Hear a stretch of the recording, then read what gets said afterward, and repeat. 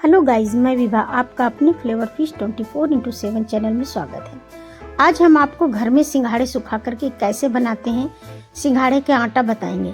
बस अंतर इतना होता है कि जो सिंघाड़े ठोस होते हैं, मजबूत होते हैं, उन्हीं को हम लोग सुखा पाते हैं। जो खाने वाले होते हैं और हाथ से छिल जाते हैं वो सिंघाड़े नहीं सुखाते हैं। इनके लिए हमको परफेक्ट धूप चाहिए और इनको हमने क्या किया है, 10-15 दिन के लिए धूप में डाल दिया है। बस इनको भीगने नहीं देना है, आप धूप में पड़ा रहने दीजिए। सुबह शाम ये अपने आप ही सूख जाएंगे, लेकिन इनको धूप बहुत अच्छी मिलनी चाहिए।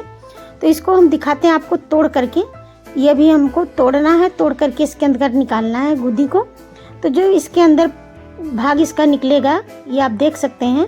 तो अभी ये थोड़ा सा सॉफ्ट है, इसको भी अभी हमें धूप में दिखाना है। ये टूट आसानी से इसलिए जाता है कि जब ये सूखता है तो इसके अंदर की गुदी जो है वो सिंक कर जाती है और छिलका छोड़ देती है, इसलिए थोड़ा आसानी से टूट कर निकल आता है। लेकिन आप जो हार्ड वाला छिलका सोचे हम निकालें, जब सिंघाड़ा मजबूत होता है तो ये निकलता नहीं है, इसीलिए इसको बॉइल्ड करके गुदी निकाल लेते हैं। वो घर में खाने वाली होती हैं, लेकिन कच्ची गुदी हमको ऐसे ही सुखानी पड़ती है, तभी हम इसको निकाल पाते हैं। देखिए आप छिलका इसका बहुत आसानी से निकल जाएगा, लेकिन सूखने के बाद में। आप सूखे हुए छिलकों को तो हटा सकते हैं, लेकिन आप हरे छिलके जो कच्चे वाले होते हैं मजबूत सिंघाड़े के, इसके कांटे बहुत लगते हैं, इसीलिए इसको निकालना बहुत कठिन हो जाता है। तो ये हमने सारी गुदी निकाल दी है, इसके अंदर का पार्ट सारा बाहर निकाल दिया है। अब इसको भी हम थोड़ा सा धूप में डालेंगे और डालकर अच्छे से सुखाएंगे। अगर आपके घर में धूप कम आती है, थोड़ी आती है, तो आप इसको ना सुखाएं, कुकर में डालकर सीटी लगा के उबाल लीजिए और छील करके उनको खाइए। जो मार्केट में मिलता है वो उबला वाला सिंघाड़ा, उसको भी आप बना के खा सकते हैं, लेकिन ये हमारे व्रत में बहुत काम आता है। तो जब कभी बाहर से व्यवहार से आ जाते हैं और एक्स्ट्रा होते हैं तो मैं इनको ऐसे ही डाल देती हूँ, धूप में सूखते रहते हैं।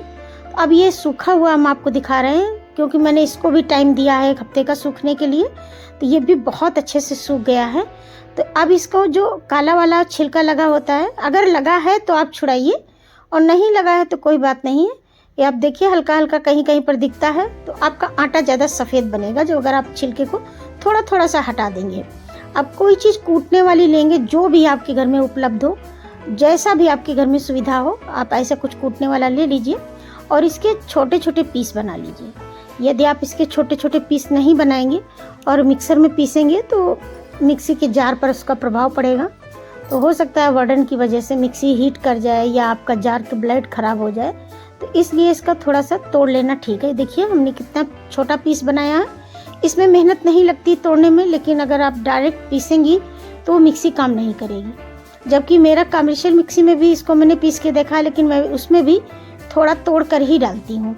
उसमें भी मैं कोई बड़ा पीस जो है नहीं डालकर पीसती हूँ कि नुकसान होने से क्या फ़ायदा है। तो इसको डाल करके हम थोड़ा थोड़ा डाल करके पीस लेंगे। यदि आपकी मिक्सी हमें ज़्यादा पीसता है तो ज़्यादा डालकर पीस लीजिए। और इसका बहुत बारीक या मोटे आटे की बात नहीं होती है, मीडियम आटा बना लीजिए। कोई ज़रूरी नहीं कि इसका बहुत स्मूथ बारीक होना चाहिए आटा। तो ये देखिए आपने आटा बनाया है। अब इस आटा को अगर आप चालना चाहें तो किसी भी चलनी से, बस क्या है व्रत के लिए है तो आप आटे की चलनी का यूज ना करें, बिल्कुल साफ़ धुली हुई चलनी लें, जिससे कि आपका ये आटा व्रत में भी काम आ जाए। और इसमें हम डालकर इसको चाल देंगे। ये जो हमने आटा बनाया है तो आप समझ लीजिए बहुत ही शुद्धता के साथ में बना हुआ है। ये मार्केट में भी गुदी उपलब्ध रहती है, आप चाहे 1 किलो 2 किलो 5 किलो कितना भी आप ले सकती हैं और तोड़ करके उसको घर में आटा शुद्ध बना लीजिए।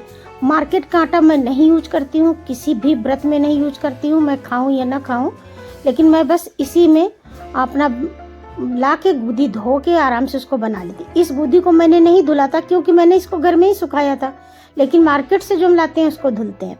तो इसको तो मैंने छान लिया है, जो भी थोड़ा बहुत निकलता है तो इसको हटा दीजिए, या इसका आप फिर से दोबारा इसको पीस लीजिए, तब भी ये पिस जाएगा। ऐसा कुछ नहीं पिसेगा नहीं, और नहीं पिसता है तो आप जब इकट्ठा कर लीजिए, ज़्यादा हो जाए तो रख लीजिए।